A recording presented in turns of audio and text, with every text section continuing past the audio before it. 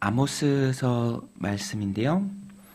아모스 선지자가 부름을 받고 하나님의 말씀을 전합니다. 선지자는 하나님의 말씀을 대언하는 사람들입니다.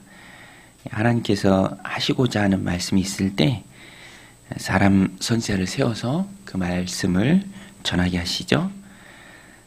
선지자를 세울 때 하나님의 기준이 있습니다.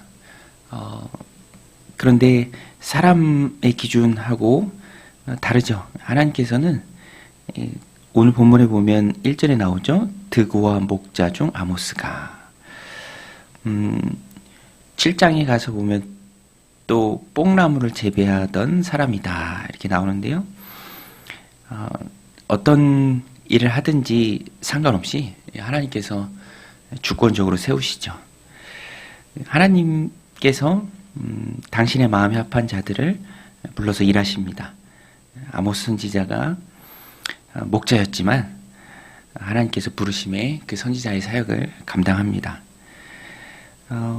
하나님께서 부르셨기에 신실하게 그 사역을 감당합니다. 오늘 본문에 보면 열방에 대한 하나님의 심판을 예언하죠. 여러 나라들이 등장하는데요. 이 나라들이 하나님 앞에 행한 악한 일 하나님이 다 보십니다.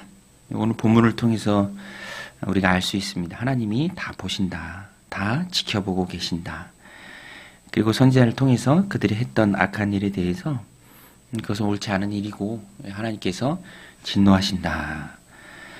그리고 불을 보내신다. 심판하신다. 말씀하십니다. 오늘 본문에 보면 다메섹, 가사, 또 두로, 에돔, 암몬의 죄 이렇게 나옵니다. 다메섹은 아람의 수도 역할을 하는 도시인데요. 다메섹에 대한 예언이죠. 3절에 보면 길앗을 철 타작기로 밟아 학대했다. 잔혹한 폭력을 행했다. 억압적인 행동을 했다. 또 가사, 이 블레셋의 도시 가사, 블레셋에 대해서는 모든 백성을 사로잡아서 에돔에 넘김, 인간을 상품처럼 대하는 그런 악한 모습이 있었습니다. 또 두로는 9절에 보면 언약을 기억하지 않고 역시 사로잡힌 자들을 에돔에 넘겼다. 신의를 저버리고 배신했다. 그리고 에돔도 형제를 쫓고 칼로 형제를 쫓고 긍휼을 버리고 분노를 끝없이 품었다. 11절에 보면 여호와께서 이와 같이 말씀하시되 에돔의 서너 가지 죄로 말미암아 내가 그 벌을 돌이키지 아니하리니 이는 그가 칼로 그의 형제를 쫓아가며 긍휼을 버리며 항상 맹렬히 화를 내며 분을 끝없이 품었음이라. 또 마지막으로 암몬의 1장의 마지막에 암몬에 하나님께서 또 말씀하십니다. 아주 극단적인 잔혹성, 탐욕. 13절 뒷부분에 가서 보면 이는 그들이 자기 지경을 넓히고자 하여 길라앗의 아이 된 여인의 배를 갈랐습니다. 탐욕 때문에 극악무도한 일을 행했다라는 것입니다. 공통점은 폭력, 그리고 형제 사랑하는 마음을 잊고 탐욕에 자기중심적으로 욕망을 얻기 행하는 그 일에 무자비하게 행했다라는 것입니다. 그래서 이 모든 행동들이 하나님께 반하는 것입니다. 하나님의 공의에 반하는 것이죠. 핵심은 자기 욕심의 폭력성으로 관계를 다 깨뜨렸다라는 것입니다.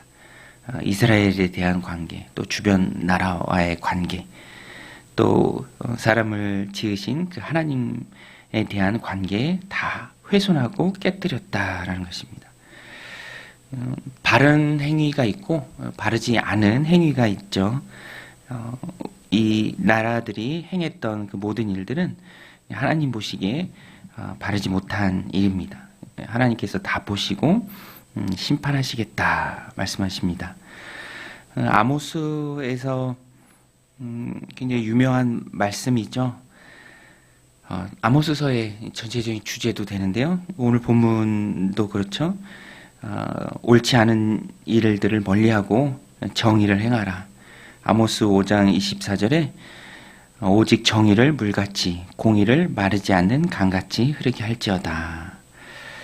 하나님께서 원하시는 것은 겉모습으로 보여지는 경건이 아니라 공의로우신 하나님의 성품에 참여하는 마음으로 나라든 개인이든 어떤 관계 속에 있든지 그 안에서 하나님의 공의를 드러내는 그 삶을 하나님은 기뻐하시고 그 삶을 하나님이 인정하십니다. 이 나라들이 행했던 악한 일들, 잔혹한 폭력, 이기적인 모습, 자기의 유익을 얻기 위해 타인에 대해서 억압하고 또 악한 일들을 행하는 그 모습들은 하나님의 공의와는 전혀 맞지 않는 것이죠. 오늘 우리 그리스도인들은 하나님의 사랑에 대해서도 감사해야 되지만 공의로우신 하나님을 섬기는 하나님의 백성으로서 내가 있는 그 자리에서 살아가야 합니다. 전쟁에 반대해야 하고요. 또 옳지 않은 일에 대해서는 분명한 목소리를 낼 수 있어야 합니다. 그것이 하나님 백성의 바른 모습이죠. 나도 또 하나님 주신 삶을 살아갈 때 불의한 일이라면 하나님의 공의하심에 반하는 일이라면 그것은 옳지 않다. 멀리하고 떠날 수 있어야 한다라는 것입니다. 또 오늘 본문을 통해서 우리가 깨달아야 할 것은 그럼에도 불구하고 사람은 연약하고요. 또 그 모든 연약한 사람들을 위해서 하나님이 보내주신 분이 바로 예수 그리스도죠. 그래서 우리가 그런 찬양의 고백도 있죠. 예수님이 하나님의 공이시다. 로마서 3장 25절 26절에 보면 이 예수를 하나님이 그 피로써 믿음으로 말미암는 화목 제물로 세우셨으니 이는 하나님께서 길이 참으시는 중에 전에 지은 죄를 간과하심으로 자기의 의로우심을 나타내려 하시며 곧 이때에 자기의 의로우심을 나타내사 자기도 의로우시며 또한 예수 믿는 자를 의롭다 하려 하심이라. 하나님의 공의가 어디 있습니까? 우리에게 보여지는 가장 큰 하나님의 공의가 무엇입니까? 그것이 바로 하나님 스스로 당신의 아들을 내어주신 것이고요. 하나님 스스로 이 땅에 오신 것이죠. 그것이 하나님의 공의입니다. 그 하나님의 공의로 우리가 의롭게 되었죠. 그래서 우리는 이 본문을 보면서도 가장 공의로우신 하나님의 공의, 하나님의 공의의 정점에 계신 예수 그리스도를 더욱 붙들어야 합니다. 그것이 하나님의 공의에 참여하는 것이죠. 오늘도 이 아모스서 1장의 말씀을 마음에 새기고 모든 관계 속에서 가장 공의로우신 그 하나님의 공의에 참여하는 불의에 맞서고 공의를 드러내는 그 작은 실천이 오늘 우리들 삶 가운데 넘치시기를 주님의 이름으로 간절히 축원드립니다. 우리 같이 말씀 붙들고 함께 기도하며 나아가겠습니다.